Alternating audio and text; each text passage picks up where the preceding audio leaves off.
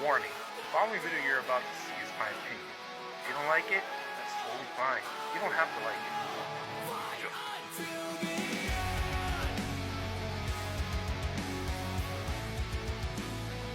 Welcome to the Aew Revolution 2024 review. I got my Frosty here. We'll get into the show. Let's do it. To kick off the show, we had the TNT title match. Christian Cage versus Daniel Garcia. This match will start off with a little grappling back and forth. Christian would fake a ankle injury and then jab Danny Garcia in the eye. Christian would even hit a dive from the top rope to the outside to Danny. Danny would also actually injure the ankle of Christian, so Christian will be selling an ankle injury. But then Christian would also, throw Daniel Garcia out. He wouldn't care at the point. He just wants to get a win. He's throwing him out, try to get like a count out. Christian would slingshot Danny Garcia to the corner, and then he would be distracting the ref. Kill switch would come up to the apron and then choke slam Daniel Garcia onto the to the mat. Daddy Magic would come out, take out Luchasaurus, kill switch, whatever you want to call him. He would start fighting him, take him to the back. One of my favorite moments is when Christian was gonna spear Danny, but his ankle gave out, and then Daniel Garcia would get him into a pile driver for a 2. But Nick Wayne would deck Danny with the title, and then Christian would hit a kill switch for the win. 3 stars. It was a pretty good start for the pay-per-view. Next up, the Continental Crown Championship was on the line. Eddie Kingston versus Bryan Danielson. This match was pretty much what you're expecting was going to be. Lots of slapping, lots of kicking, lots of joint manipulation from Bryan Danielson. Bryan would even do a suplex to Eddie Kingston from the apron to the outside. Bryan would also hit like a snapdragon from the top rope, leading it into some sort of submission, which was pretty crazy. Like I said, there was joint manipulation to Eddie Kingston from Bryan, really focusing on the hand of Eddie so he couldn't do his spinning back fist. So when he did do it, he would really injure himself. There was times where Eddie Kingston was just on his knees accepting. He's like, come on, let me see what you can do. He was accepting all the kicks from Bryan. And at the end of the day, powerbomb for the win from Eddie. 3.5 stars. And all this because Eddie just wanted a handshake from Bryan, showing him that he respects him. Next up was the All-Star Scramble. We had Chris Jericho, Lance Archer, Wardlow, Hook, Powerhouse Hobbs, Brian Cage, Magnus, and Dante Martin. This was supposed to be the Meat Madness, whatever you want to call it, and it ended up doing it in the very beginning, where all 4 men, Archer, Wardlow, Hobbs, and Brian Cage, they were just pounding each other, pounding their meat paws. They were just doing a bunch of shoulder blocks, and then the crowd was just chanting meat every time they pounded each other's paws. Then the other 4 gentlemen would come in the ring. They would try to do the same thing, but it just wasn't really working. There was 4 superplexes, one right after another. I thought that was pretty neat. But we had a powerbomb from Wardlow to Dante for the win. 3 stars. You know what?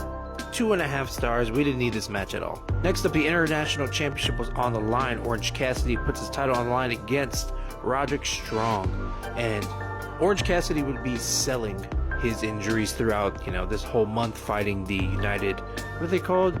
The Undisputed Kingdom. This match was entirely Roderick Strong. He'd be focusing on the back and ribs of Orange Cassidy. The move that really stood out was the gut wrench to Orange Cassidy, and he was landed on top of the top rope, and it was pretty fucking brutal. But Roddy would hit him with a high knee, and then ended off with the end of Heartache, making Roddy the new International Champion. After the match, Roderick Strong would be celebrating in the ring, and then someone would slide into the ring behind him. Turns out it's Kyle O'Reilly, and he's looking all grizzled, long hair and grizzled, beard. Roderick Strong and the Kingdom would invite Kyle O'Reilly into the group, giving him a t-shirt, but he would give it back to Roddy and whisper something in his ear and leave the ring. Next up was FTR versus the Blackpool Combat Club. And if you have to ask me, I personally did not give 2 shits about this match. They've already fought twice, I think once on Dynamite and then the other one on Collision. There was nothing really new here. It was a double chokeout for the Blackpool Combat Club for the win. 2.5 stars. Let's just move on. Next up, the AEW Women's Championship was on the line. Toni Storm versus Deonna Purrazzo. This match, I feel like it should have been longer, but I think it was only 15, maybe 12 minutes. Lots of technical wrestling between these 2 ladies. Also to point out, when Toni Storm came out, she came out as her old rocker self, but turns out it was actually Mariah May. Toni would also do her trademark a Luther catch where, Luther catches her, but Deonna would actually jump from the top rope to Luther, just clashing on everybody. Luther would distract the ref.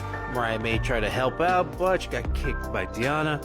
Then from behind was a Storm Zero from Toni Storm for the win. 3 stars, I just wanted more. We had Will Ospreay versus Konosuke Takeshita, and let me just get it out of the way. We're headed to the Bangers Paradise. This match was fast-paced, hard-hitting, and the chemistry between these two guys was just unbelievable. My favorite moment from this match was an Oz Cutter reversed into a Blue Thunder Bomb from Konosuke. It was beautiful. Konosuke would give a brainbuster to Will Ospreay from the top rope. The landing was just disgusting. The match would end off with a hidden blade from Will Ospreay for the win. 5 stars. I can't wait to see what Ospreay and Konosuke do next. The AEW World Championship was on the line. Swerve Strickland versus Hangman Page versus our champion Samoa Joe. Joe would start off being in control of both of these guys until they decided to team up and take Joe out. Then Swerve would hit like a diving elbow to the outside to Joe. Joe would come back pissed and he'd just take them both out again until they would hit a double power bomb to Joe from Swerve and Hangman. Throughout the match, Joe is just breaking pins left and right, trying to save his title. There was a time Swerve was pinning Joe, and Hangman broke up the pin and just started pounding the referee. Pause. Joe would hit a Cohina clutch onto Hangman, but he would tap, not because he was, in pain, but he didn't want Swerve Strickland winning the title. 4-star match. These guys all together are fantastic. Can't wait to see, I'm assuming it's going to be Wardlow versus Joe at Dynasty, the new pay-per-view, but I guess we're going to have to wait and see. And for the main event, the AEW Tag Team titles were on the line. Sting and Darby versus Matthew and Nicholas Jackson.